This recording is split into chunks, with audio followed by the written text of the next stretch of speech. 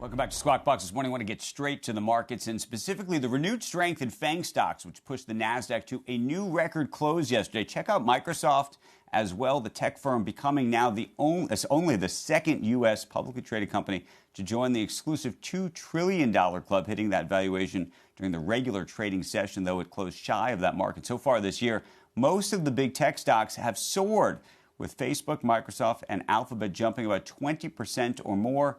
Joining us right now is Sylvia Jablonski, Chief Investment Officer and co-founder of Defiance ETFs. You know, there was a view just a couple months ago that you were supposed to rotate out of big tech.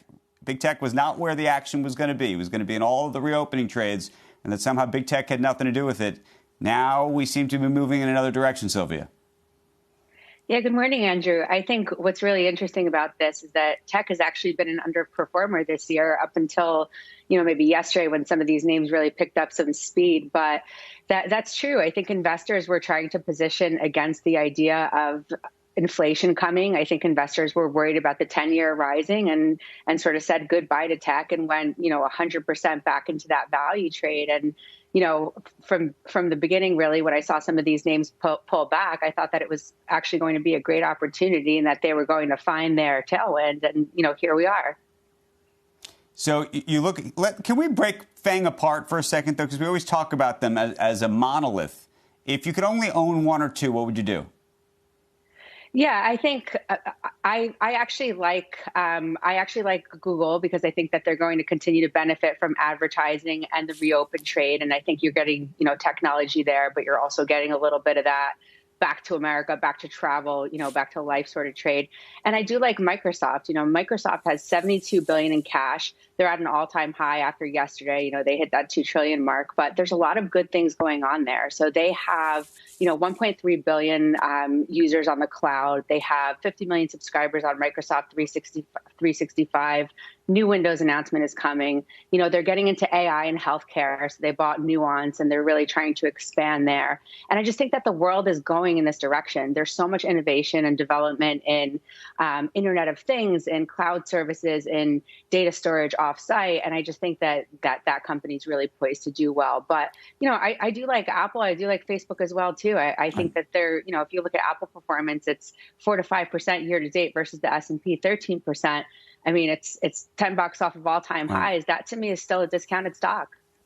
So, Sylvia, the trends may be their friends when it comes to what's happening from an innovation perspective and from an economic perspective. Maybe. We'll see. But there is one place where they may not have friends, and that's Washington, D.C. I don't know if you were listening to the conversation that Becky and Joe and I were having just before this segment about competition. And clearly the pressure that appears to be coming to bear and potentially quite soon on these companies. How do you weigh that as an investor? Yeah, and I think you made a lot of great points this morning. I think if we sort of take this apart, it's going to take some time. If there is regulation and sort of infractions imposed, I think they're going to be difficult to pass just because it's hard to argue that this is actually bad for the end consumer. I think we've benefited from these companies growing.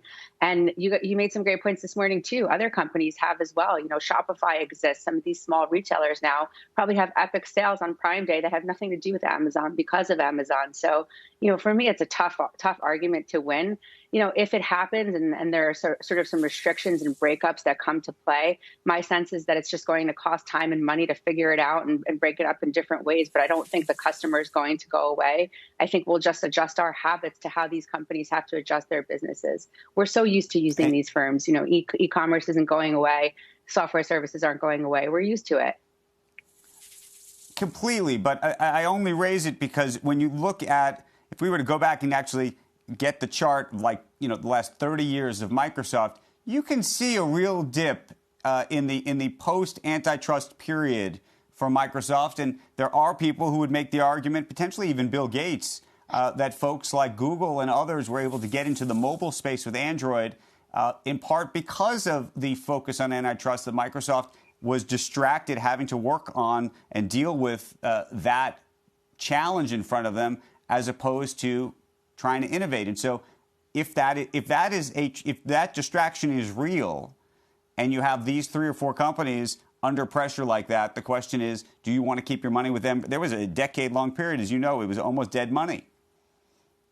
Yeah, I think, in that case, that it's also a lesson learned, right? So I think that these companies sort of know what's coming. They have task force assigned to deal with it. And yes, it's definitely going to be a distraction for them. It's going to be a distraction for the investor. But I think that, it's something that's really come upon them in a big way this year. So I suspect that they're going to sort of put that aside from the time that they spent on innovation and technology. There'll be a different task force, a different group focusing on that. And yeah, it'll spook some investors for sure. But, again, just thinking about the future and where the world is going, AI, augmented reality, electric vehicles, 5G, 70% CAGR between now and 2025. I still want to park my money there. Even if I have this year of, a couple percentage points in Apple, I think it's going to come back and break out. Shepard Smith here. Thanks for watching CNBC on YouTube.